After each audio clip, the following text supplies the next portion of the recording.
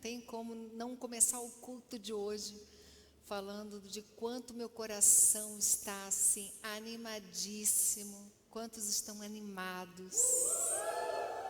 Você que está em casa online, você sabe o que é o Arena Conference. Você pode participar deste evento maravilhoso.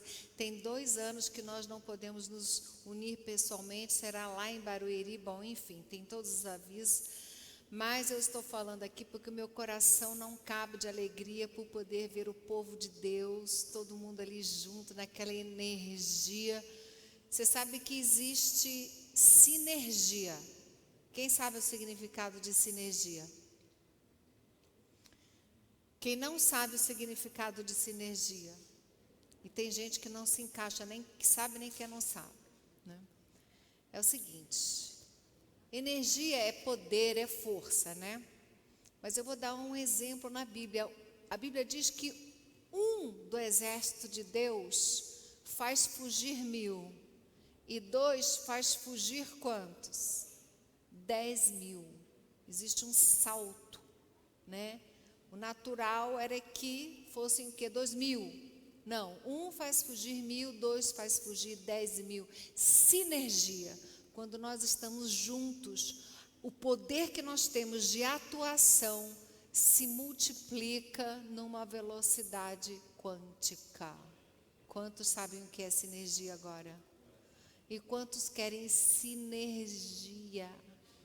Quando você vem aqui no altar, colocar a tua demanda, a tua oração, o teu pedido, a tua angústia, a tua preocupação, quando você coloca aqui no altar, você ora aqui no altar, o que acontece? Sinergia, né? Jesus, ele disse, quando 2 ou 3 se reunirem em meu nome, que eu ali me farei presente. Sinergia. Mas antes de eu continuar refletindo, eu quero chamar as crianças aqui à frente. Hoje nós teremos um momento com as crianças, segundo o Sérgio, super mega blaster top das galáxias, para as crianças, né? Domingo passado tinha 20 crianças, né? Os pais viajaram e hoje nós temos 2, 4, não estou sabendo contar, 5, 6, 7, o Sérgio, né? Nós temos 7 crianças. Podem ir, que Deus abençoe, guarde, livre do mal. Correndo devagarzinho. Então, voltando aqui para a reflexão, né? Existe sinergia. A igreja, quando ela se reúne no nome de Jesus, o nome de Jesus é poderoso, né? É maravilhoso. E eu quero falar nessa noite, quero convidar você a refletir, né? Deu certo a minha questão de múltipla escolha aí no telão? João? Já está aí? Sim ou não? Não está, não está. Mas vai estar. Tá bom. A minha mensagem, o tema da mensagem hoje é uma questão de múltipla escolha. Então, você imagina 3 parênteses. No primeiro, parênteses não, como é que é o nome daquele negócio que faz assim? Parênteses, tá bom. 3 parênteses, 3 opções. Quente, morno ou frio? Você poria o xizinho aonde? No quente, no frio ou no morno? O que você escolhe? Pois eu vou te ajudar a escolher hoje, porque o tema dessa mensagem é uma reflexão sobre a postura da cristandade nos dias de hoje. Como ser cristão em tempos difíceis? Como ser cristão, né? Qual a qualidade do cristianismo que eu devo ter dentro da minha alma, batendo no peito? Como deve ser a nossa postura enquanto cristãos no mundo? O mundo hostil, um mundo que rejeita valores judaicos cristãos, um mundo que está de cabeça para baixo, um mundo que está invertido, um mundo onde o certo é errado, o errado está certo, onde as pessoas não têm mais um referencial de verdade absoluta. Pasme você, tem muito cristão que não acredita mais em verdade absoluta. Você sabe o que é uma verdade absoluta? É uma verdade indiscutível, indivisível, né? Então, Deus, Ele tem a verdade absoluta. Agora, nós, na nossa finitude, a gente consegue ver a verdade absoluta de uma forma relativa, de acordo com a nossa cultura, circunstâncias. Porém, nós, como cristãos, precisamos entender que existe sim uma verdade absoluta. Existe o sim e o não, existe o certo e o errado, existe o bem e o mal, tá? Então, quando você começa a centrar a sua vida nessa explicação de dualidade, você vai entender que não há lugar para o morno. Existe o bem e o mal. Existe o belo e existe aquilo que não é belo, né? Existem valores que constroem e valores que destroem. Então, eu quero convidar você a refletir sobre a qualidade da tua fé, a qualidade da tua alma, a qualidade do teu cristianismo. Então, abre sua Bíblia comigo. Não fiquem com medo, tá? Abre a sua Bíblia comigo em Apocalipse, capítulo 3. Tem gente que lê toda a Bíblia, menos Apocalipse, porque tem medo do livro, né? Eu vou ler Apocalipse, vai que acontece alguma coisa na minha vida. Superstição, né? Isso não tem nada a ver. Abre lá, Apocalipse capítulo 3, no versículo 15, nós temos uma declaração de Jesus, aonde ele diz para a igreja, né? É uma carta que João escreveu na ilha de Patmos, né? Uma carta que ele escreveu ao anjo da igreja em Laodiceia, tá? E diz assim: olha, estas coisas diz o Amém. Jesus é o Amém. Amém? Aí ele vai falando e no versículo 15 diz assim: Jesus está dizendo para a igreja, para a cristandade, para os pastores, para os líderes, para os cristãos. Está dizendo assim: olha, eu conheço as tuas obras. Deus, eu quero então, nesse momento, fazer 3 considerações dentro da nossa reflexão nessa noite. 3 considerações muito importantes. E a primeira delas é: Deus conhece as nossas obras.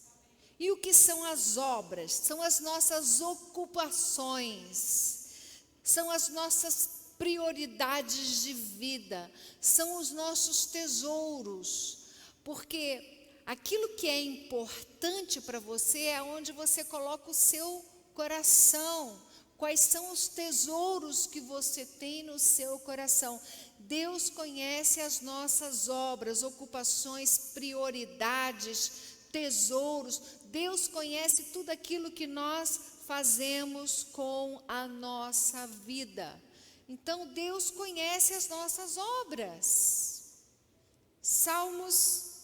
Esses salmos é maravilhoso. Salmos 139 reforça de uma maneira extraordinária, versículo 1, o que eu estou falando.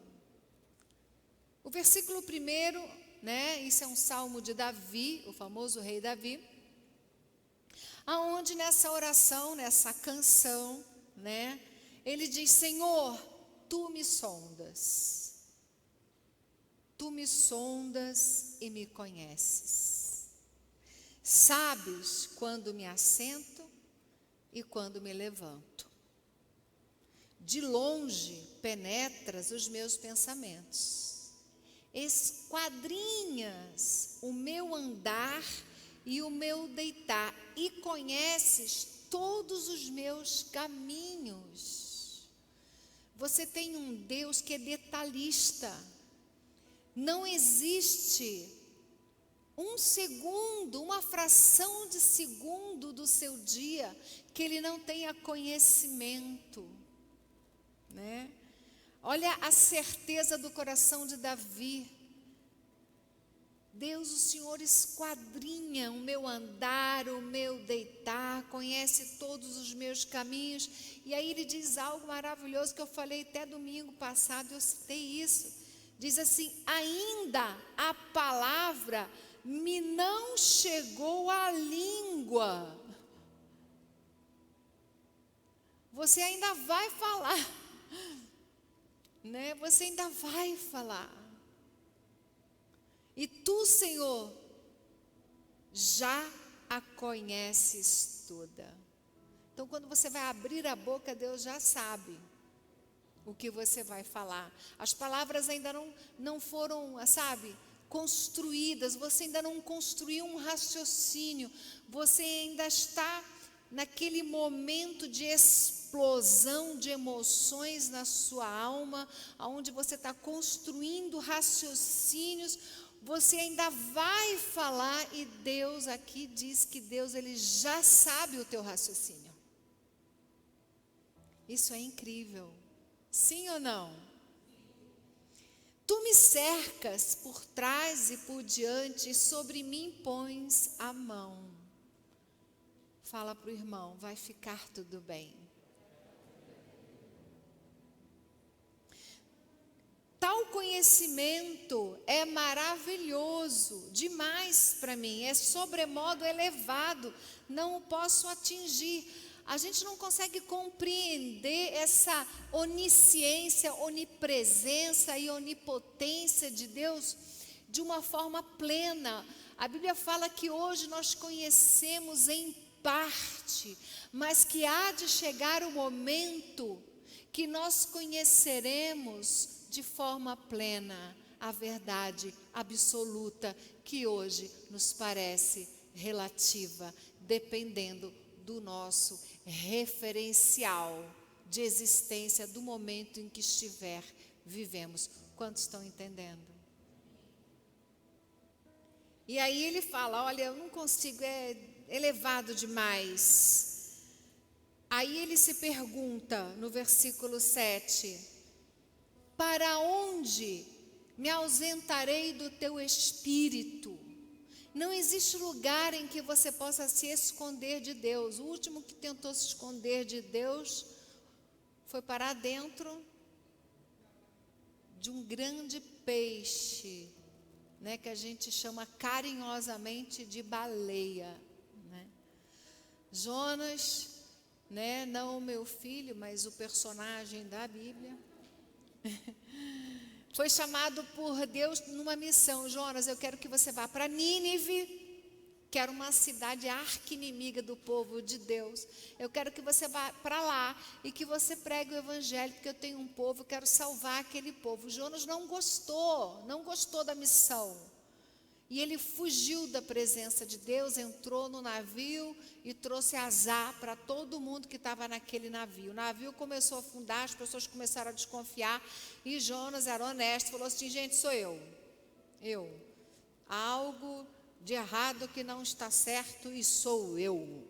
Me joguem desse navio e vocês vão, enfim, jogaram Jonas. E uma baleia foi lá, comeu Jonas, sem mastigar, ficou inteirinho lá dentro, graças a Deus, né?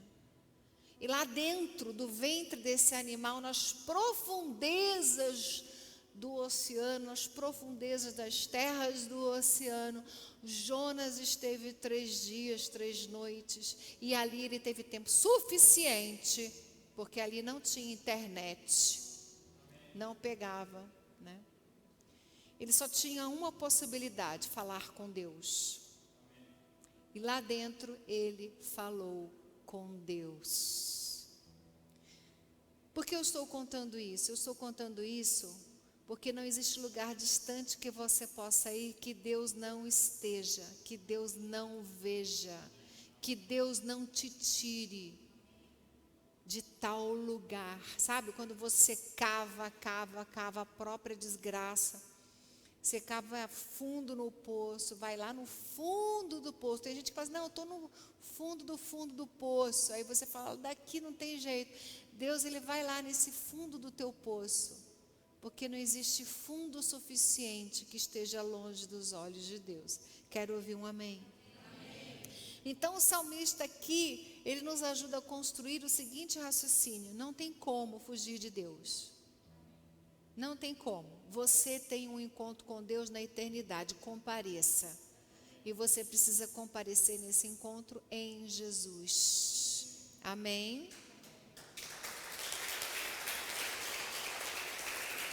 Para onde me ausentarei do teu espírito? Para onde fugirei da tua face? Se subo aos céus, lá estás. Se faço a minha cama no mais profundo abismo, lá estás também. Se tomo as asas da alvorada e me detenho nos confins dos mares, ainda lá me haverá de guiar a tua mão, a tua destra me susterá. Se eu digo, as trevas com efeito me encobrirão, e a luz ao redor de mim se fará noite, até as próprias trevas não te serão escuras. E isso é tremendo, gente. Isso é para teu queixo cair lá no chão. Porque se a gente apagar as luzes aqui, se nós ficarmos no breu, você não acha nada. Agora, a escuridão e as trevas, a luz e as trevas, para Deus são a mesma coisa. Porque Deus não tem limites. Deus não tem limites. A nossa Arena Conference é no limits. Sem limites.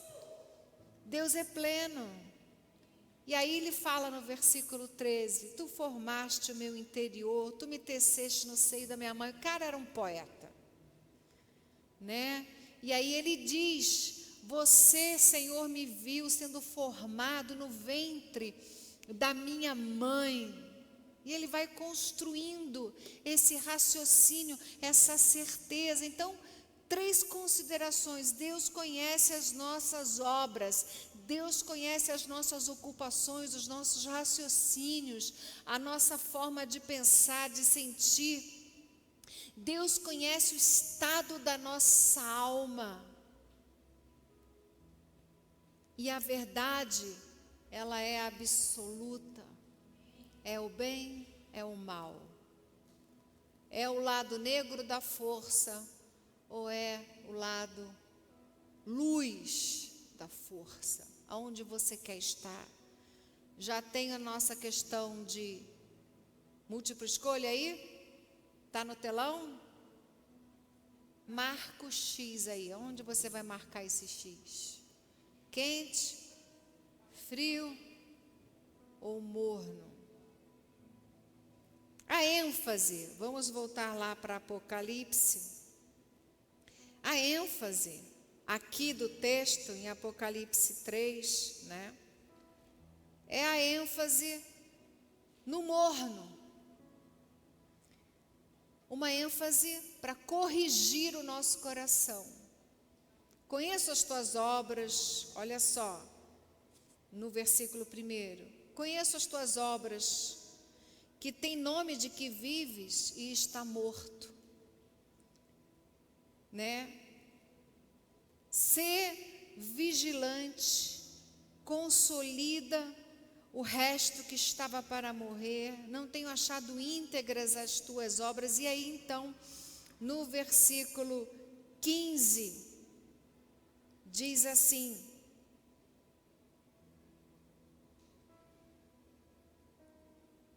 cadê o 15?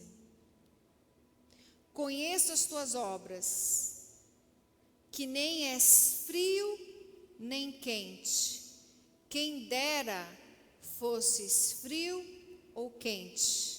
Assim, porque és morno, nem és quente e nem frio. Aí aqui é um texto que ele é forte, né? não se ofende não, tá? Se ofende não. Que diz assim, estou a ponto de vomitar-te da minha boca. Jesus dizendo, eu estou a ponto, para a igreja da Laodiceia, porque você, sabe, não é nem quente e nem frio, porque você é morno. Eu estou a ponto de vomitar-te da minha boca. Vomitar-te da minha boca, isso é muito forte. Pois dizes, estou rico e abastado, não preciso de coisa alguma, e você não tem a menor noção, nem sabes que tu és infeliz, sim, miserável, pobre, cego e nu. A ênfase aqui no morno, por que a questão do ser morno incomodou muito a Jesus? Porque no nosso raciocínio, o frio seria o que mais incomoda, sim ou não?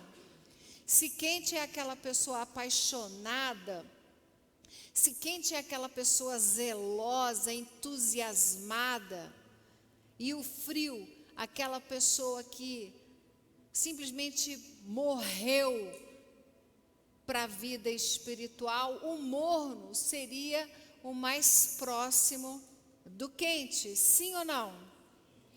Mas o que mais incomodou é o morno. Na verdade, é o que incomodou. Por que o morno incomodou? Não sei se você já se fez essa pergunta. O que é um cristianismo morno? O que são líderes mornos?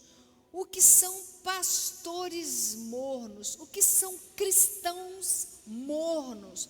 Por que a mornidão incomoda a Deus? O morno é aquele que parece ser, mas não é. Ou é e não é. Ele confunde as pessoas que estão de fora. Porque parece ser, mas não é. Tem hora que é e não é. Aí a pessoa olha para o líder morno, o cristão morno, a cristandade morna, a igreja morna. Aqui entra a questão da hipergraça, que a gente não vai falar nessa noite. Mas a gente olha para esse grupo, para essa assembleia, para esse grupo de pessoas e diz assim, eles são indefinidos. Eles são meio que alienados, indiferentes. Eles têm medo de se exporem. Estão sempre com seus valores em cima do muro. É ou não é? É sim ou não? É bem ou mal? É certo ou errado? Mas não, tem um grupo que fica em cima do muro. A cristandade em cima do muro, ela enjoa o estômago de Jesus. Bispo, onde você quer chegar? Aonde eu estou chegando. Mostrando que chegou a hora de você ser uma pessoa posicionada na sua fé. Não tenha medo de dizer que crê em Jesus, que tem um padrão de vida, que tem valores, que você está no reino de Deus, que você acredita nos princípios da palavra de Deus. Não tenha medo de ser posicionado. Amém? Não pegue a Bíblia e fique em cima do muro. Se você estiver entre cristãos, opa, sou cristão. Se você estiver entre os que são hostis, você pega a sua Bíblia, esconde dentro da sua alma, esconde os seus valores e se torna um camaleão. O morno é o camaleão. É a Maria vai com as outras, é o João vai com os outros. Você não é todo mundo, você é você. O outro não te pertence. Por isso que um cristão morno é um cristão esquizofrênico. Porque ele não sabe se ele é ou se ele não é. Se ele quer ser ou se ele não quer ser. Você tem que decidir. Crente tem que decidir entre quente, frio, porque o morno não pode ser uma opção.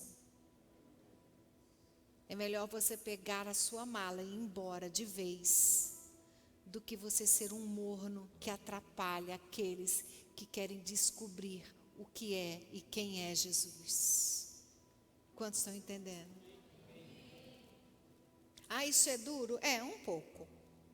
Um pouco. Mas a verdade te liberta.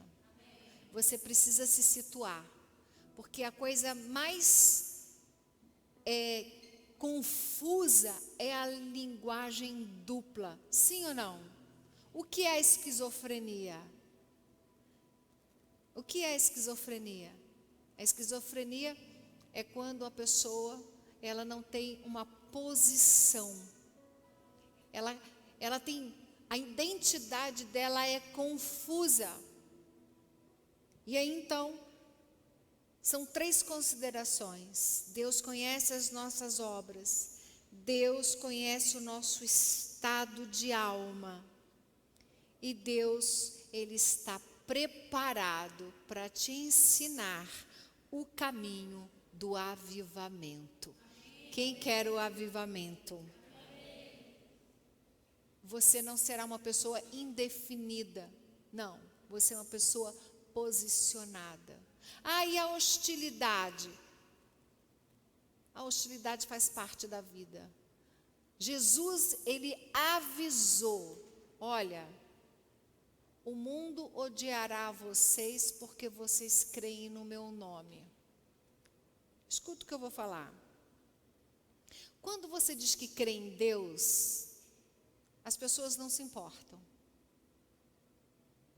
Quando as pessoas ouvem que você tem muitas crenças religiosas, religiões diversas, se você é uma pessoa politeísta, as pessoas não se incomodam.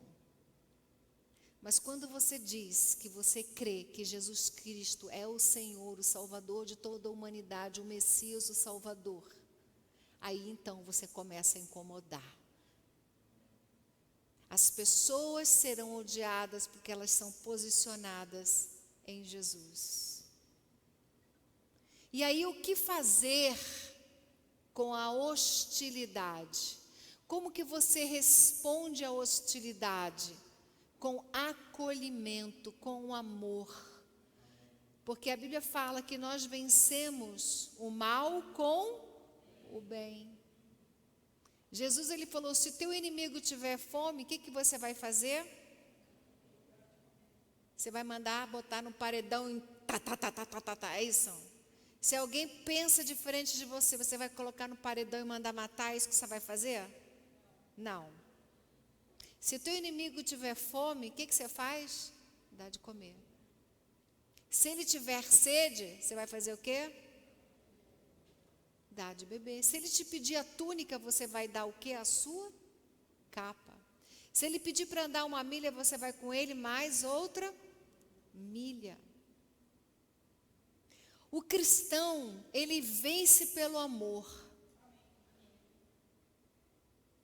E aí então, voltando aqui para a palavra, a terceira consideração que eu quero fazer é que a opção ser morno não pode ser uma possibilidade na igreja. Amém? A tua resposta para Deus é: Senhor, eu quero ser quente. Porque a gente não quer ser frio, amém?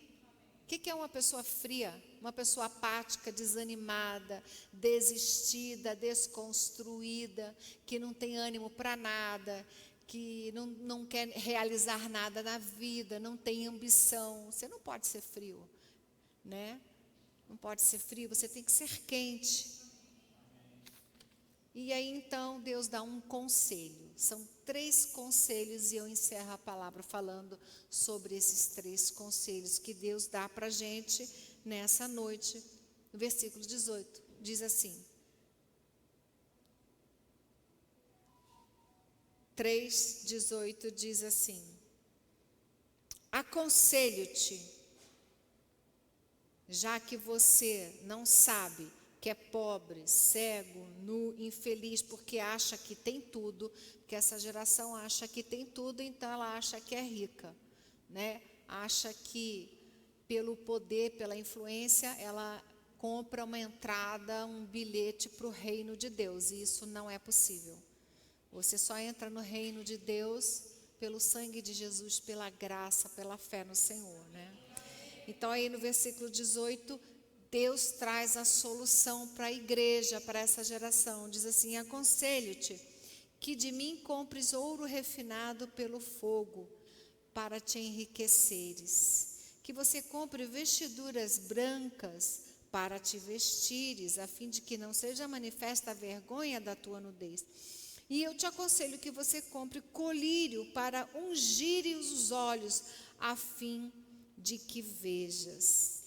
Então diga comigo: comprar ouro, comprar vestiduras brancas e comprar colírio.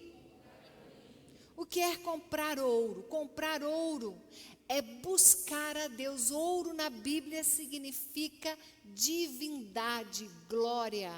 O ouro significa a glória de Deus. Então, qual é o conselho que Deus dá para essa geração, para a cristandade, para a igreja, para você, pastor, líder, bispo, ministro, obreiro, seja lá que cargo de liderança você ocupe, para você que é cristão, líder de célula? O que Deus fala? Olha, vamos resolver o teu problema, já que você está morno? Vamos fazer o seguinte: compra ouro de mim. Compra ouro purificado.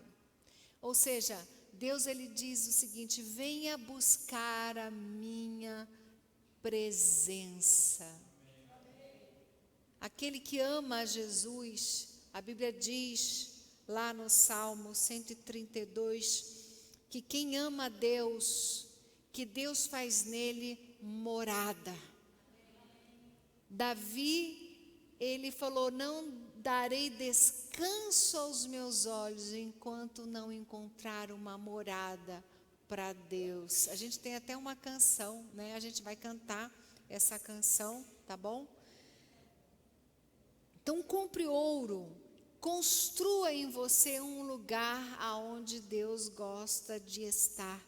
Depois fala sobre comprar vestiduras brancas. O que é isso? É ter santidade, dignidade, honra, integridade, é ser lavado pelo sangue de Jesus, é ter arrependimento e conversão. É quando você entra em entendimento da sua vida e você fala: puxa, eu achei que era rico, que tinha tudo, mas eu sou miserável. Sem Deus eu estou pobre, eu estou cego, eu estou nu, eu estou vivendo uma vida tão distante de Deus. Eu preciso de vestiduras brancas, para que a minha nudez não apareça. Todo mundo quer mostrar a sua melhor versão, sim ou não? Mas e a tua pior versão? Quem vê? Teu marido, teu filho, teu melhor amigo, é ou não é? E de vez em quando, no ato falho, você está num grupo social, você deixa vazar um pouco da sua pior versão, né? Isso que é nudez. Quando você se vê sendo aquela pessoa que você critica no outro. Quando você critica alguém, você fala mais de você do que da pessoa que está sendo criticada. Você sabia disso? Quando você critica muito uma pessoa, você está falando muito de você, mais de você do que dela. Porque o que incomoda no outro é aquilo que está dentro de você e que você não quer ver. Então, a nudez da alma, essa pior versão, né? Marido, às vezes, tem a capacidade de tirar a pior versão da esposa, sim ou não? E vice-versa. É ou não é? É. Você acorda e fala assim: não, hoje eu vou ser gente boa. Você acorda focado, posicionado, ninguém vai tirar você do eixo. Aí você chega lá num determinado lugar, é mal atendido, você já começa a ficar meio oprimido. Sim ou não? Você já começa, né, vai se transformando, a sua pior versão vem borbulhando, né, vem borbulhando. De repente, você deixa sair aquele monstro, né, a sua pior versão. Essa nudez que precisa ser vestida de vestiduras brancas. Por isso aquele que está em Cristo é uma nova criatura, é uma nova pessoa. As coisas velhas ficam para trás, tudo se faz novo. Eu era irado, hoje eu não sou tão irado, eu tô muito melhor. Eu vivo falando lá em casa, cada dia que passa eu estou uma pessoa melhor. Tô gostando de plantas. Entendeu? Regando jardim. Só quem rega jardim sabe que se tornou uma pessoa melhor. Não é? Quando você começa a ter animais e gostaria de ter todos os animaizinhos que passam pela rua, você desconfia, porque você está se tornando uma pessoa melhor. Quando você levanta para alguém sentar, quando você recebe bem uma pessoa na sua casa, quando você compartilha o seu pão, quando você empresta a sua roupa, devolva. Mas você pode emprestar, amém, querido? Quando você empresta um livro, eu fico mordida quando não me devolvem os meus livros, porque depois eu nem lembro que eu tenho eles, né?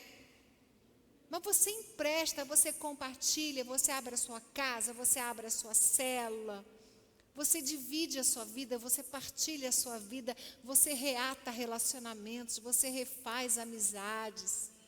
Não estou falando para você sair correndo, refazendo amizade com uma pessoa que te puxa para baixo.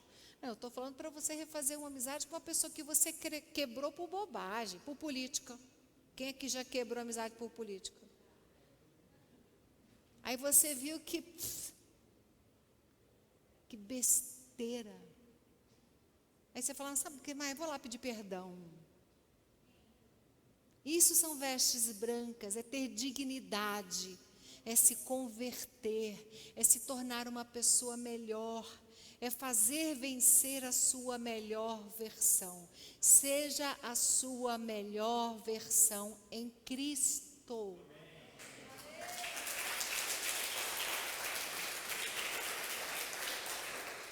E por fim, porque você entende que isso é um assunto que eu poderia falar muito, mas não vou fazer isso com vocês.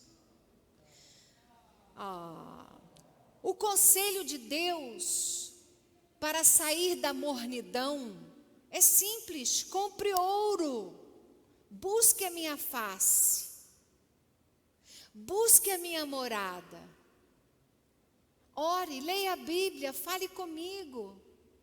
Tição tirado do fogo tem pouco tempo de vida, sim ou não? Você tem que estar no fogo, meu irmão, na igreja, na célula, no discipulado, no Arena Conference, no revisão. E compre colírio. Não, Deus tem senso de humor. Em Apocalipse a gente vê o senso do humor. Compra ouro. Compra vestiduras brancas.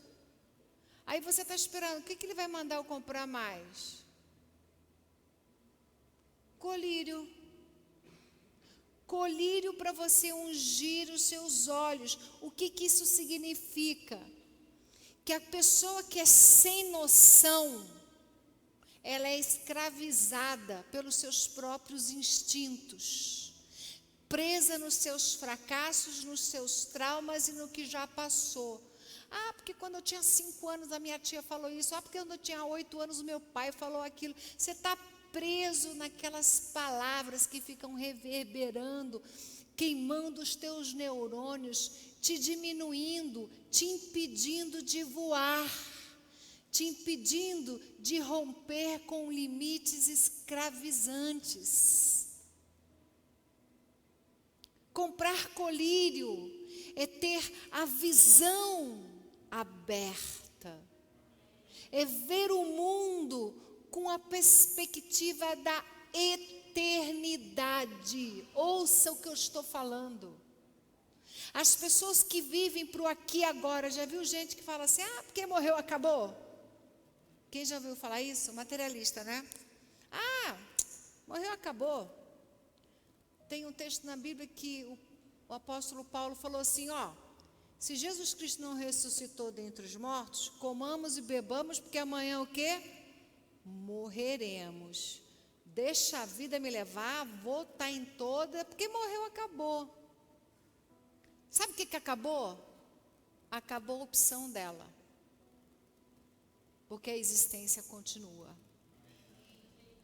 Quem vive para o aqui e agora, com essa filosofia de botequim de quinta categoria que morreu e acabou, entendeu? É uma pessoa que vai descobrir que o que acaba é a possibilidade dela de entrar no reino de Deus. Viver sem limites é viver com eternidade no pensamento. Quem sabe que é eterno vai medir consequências na vida. Vale a pena brigar com a família? Não. Vale a pena perder os amigos? Não. Vale a pena enfiar o pé na jaca? Não. Vale a pena viver isso? Não. Vale a pena falar isso? Não. E aí, quando ela começa a dizer não, por incrível que pareça, a si mesma, ela começa a viver sem limites, porque ela aprendeu a dizer não para si mesma.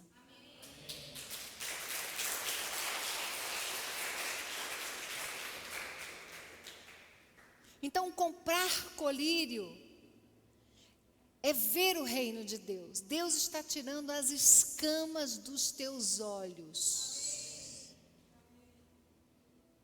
Sabe esse irmão que está do teu lado? Quem é o irmão que está do teu lado? Está vendo? Ele pode ser muito bonito, mas eu vou te dizer, ele tem problema? Se você olhar de pertinho assim, ele não é normal. E aí, o que tu vai fazer? Não vou relacionar. Não vou. Querida, ninguém de perto é normal. Todo mundo tem problema. Por isso que existe o perdão. Então, colírio é você poder olhar para a tua família com um olhar de perdão. É você olhar para o teu amigo e ter um olhar de perdão, de restauração. A Bíblia fala, ore por aqueles que te perseguem. Você tem um gerente que é o cão. Aí o que você faz? Você reclama, murmura, xinga, ofende. Dobra o joelho, porque é isso que Deus está fazendo, colocando colírio nos teus olhos, para você ficar esperto. Vai lá e ora por essa pessoa. Sabe por quê? Porque a oração de um justo pode muito nos seus efeitos. Quando você ora, a oração ela não acaba.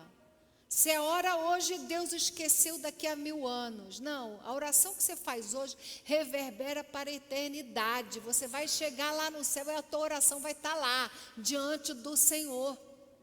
A oração que você faz é aquela que existe. A oração que você não faz é a oração que não existe. Deus só responde oração feita. Deus não responde intenção de oração.